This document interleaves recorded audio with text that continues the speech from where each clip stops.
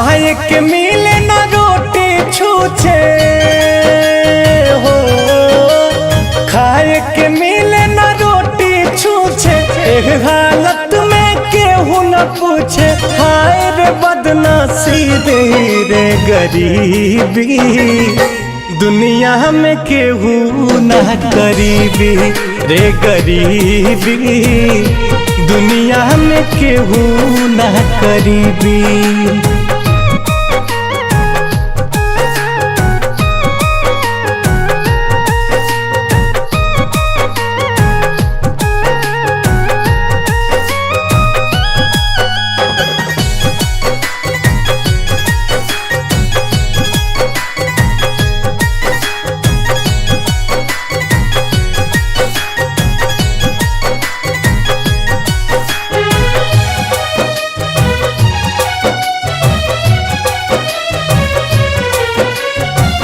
दाना दाना जान खाती मन छछनेला, घूमे के परे नंगे पाँव।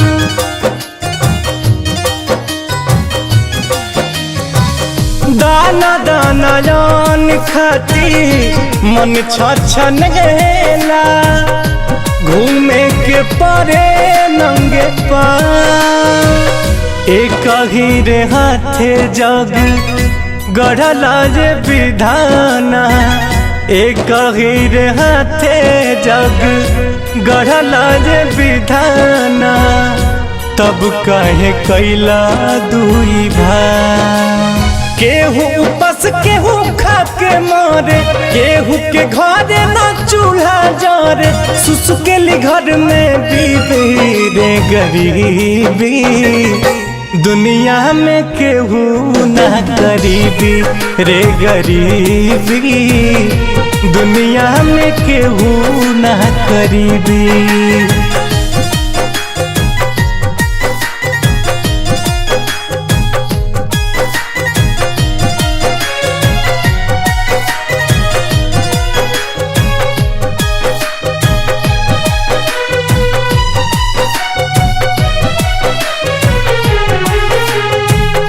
लाज शरम अब भरम नाही बाचल, दुनिया में केहू के पास।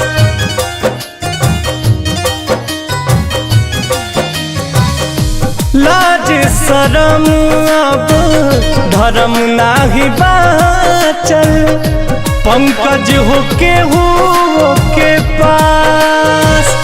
भिखियो दिया ता फोटो खिंचाता, भिखियो दिया ता फोटो खिंचाता, बनल गरीबी के मजा।